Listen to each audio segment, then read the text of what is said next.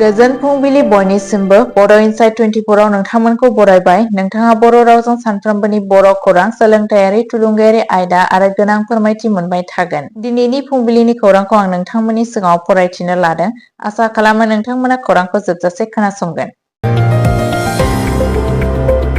गिबि खौराङावनो दङ गुवाहाटीनि दक्षिणगावआव 4.6 लाख रां नंखाय नटजों सासे सुबुंखौ हमदों।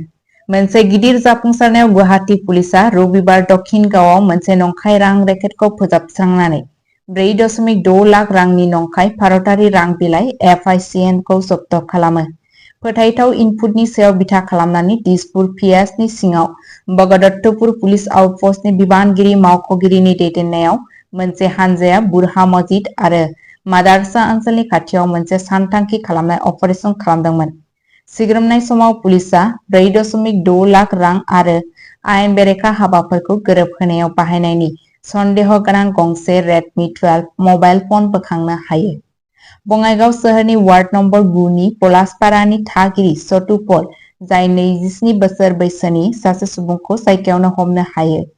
मावख'आरिफोरा रोखा खालामदोंमोन दि दायनिगिरिखौ सोंनायफिन्नायनि थाखाय हमनानै लानाय जादोंमोन। आरोबाव आयेनारि हाबाफारिया सोलिगासिनो दं।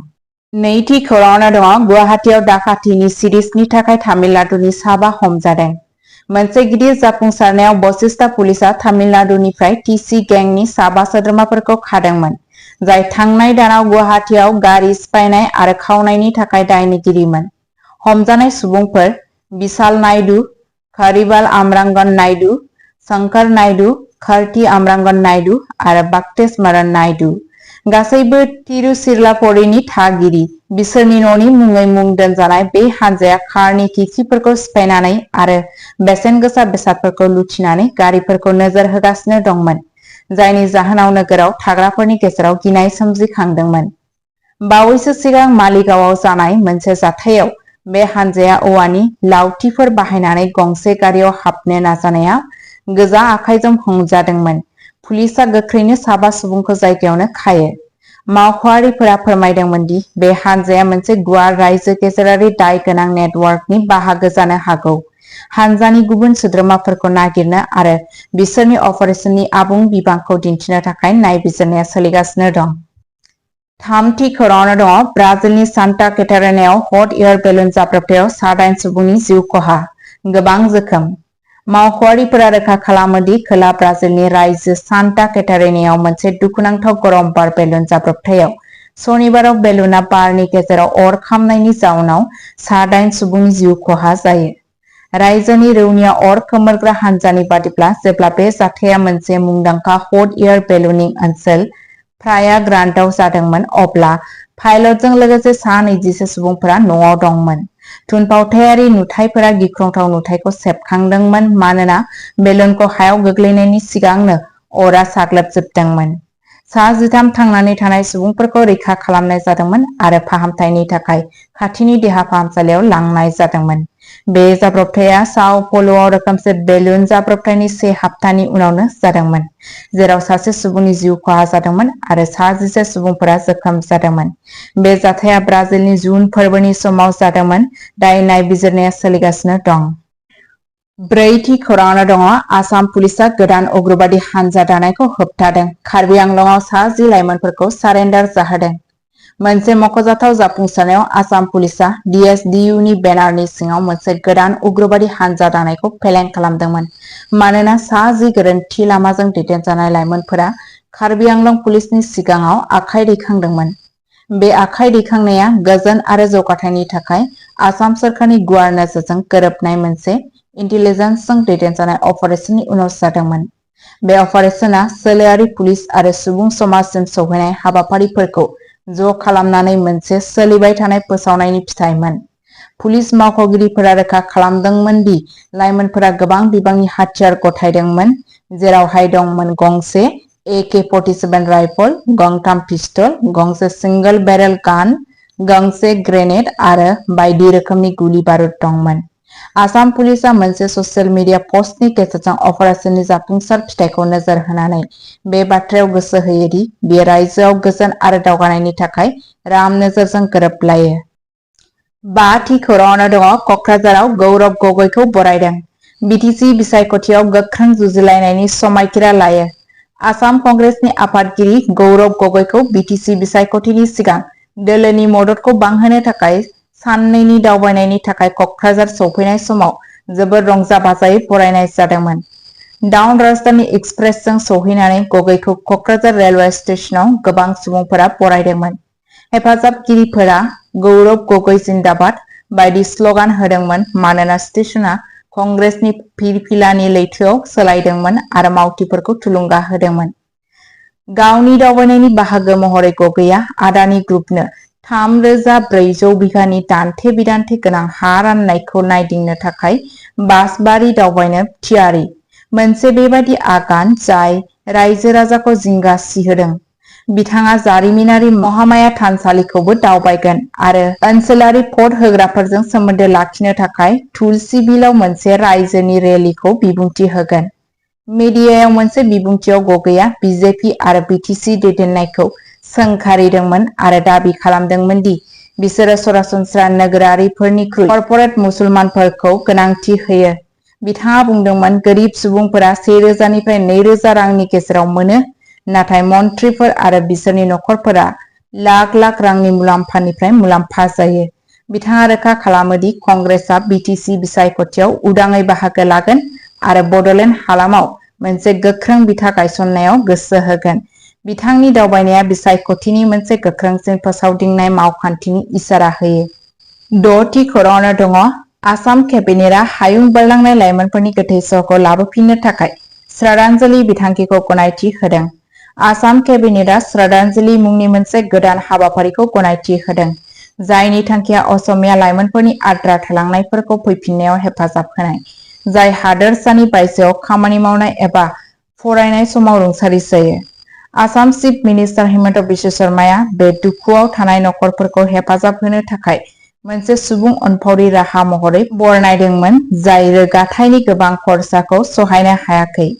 बिथाङा बुंदोंमोन दि गोबां असमिया लाइमोनफोरा गुबुन रायजोआव साख्रि एबा सोलोंथाइनि थाखाय ओंखारलाङो, गोबां समावनो बाङाइ मुजुरि मोनो आरो दुखुनांथाव जाथायाव बिसोरनि नखरा जेंनाजों मोगा-मोगि जायो। बे बिथांखिनि सिङाव सोरखारा आसामनि बायजोआव खामानि मावनाय एबा फरायनाय समाव रुंसारि जानाय सुबुंफोरनि गोथै सहखौ दैथायहरफिननायनि गासैबो खरसाखौ सुफुंगोन। बबेखानि बियो बैसोर सुबुंफोरनिसिम गोसारनाय नङा, जाय फाहामथायनि थाखाय गुबुन हादोराव दावबायहैयो। बे बिखान्थिखौ आसाम पुलिसनि जर'खा दालाइआ नायदिंगोन। बेबादि खैफोदनि समाव नखरफोरा हेल्पलाइन नम्बर 112 जों जगाजग खालामनो हागोन। थैनायफोरखौ मान होनानै फैफिन्नायखौ रोखा खालामनो थाखाय सासे DIG थाखोनि मावख'गिरि थिसननाय जागोन। मावख'आरि गनायथिनि सिगांबो रायजोआव बे बोसोराव फ्राय 15सो गोथै सहफोरखौ हरफिननो सुबिदा होखाबायमोन। आथिखालाव केबिनेटनि मददजों बे थांखिया अरायथा आरो मोजाङै सालायनाय जागोन। 7थि खौराङावनो दङ जों थागिबिसाफोरनि हाखौ दखल खालामनो थांखि लाया, नाथाय बिनि सोलायै बिटिआरआव साख्रिनि खाबु सोरजिनायाव गोसो होयो। बे बाथ्राखौ बुंथिदों हिमन्त बिश्व शर्माया। गिबि मन्थ्रि शर्माया क'क्राझाराव थार्मेल मावथांखिनि सायाव सोरखारनि थाथायखौ रोखा खालामो आरो खोथा होयो दि जेबो नारसिननाय हा आरजिनाय जानाय नङा। क'क्राझाराव आदानि ग्रुपनो हा राननायनि सायाव बांलांनाय दान्थे-बिदान्थेनि गेजेराव आसाम चिफ मिनिस्टार हिमन्त बिश्व शर्माया बड'लेण्ड टेरिटरियेल रिजन बिटिआरआव थांखि लानाय 3,000 मेगावाटनि थार्मेल पावार प्रजेक्टनि बागै जिंगासिनायखौ सुस्रांदों।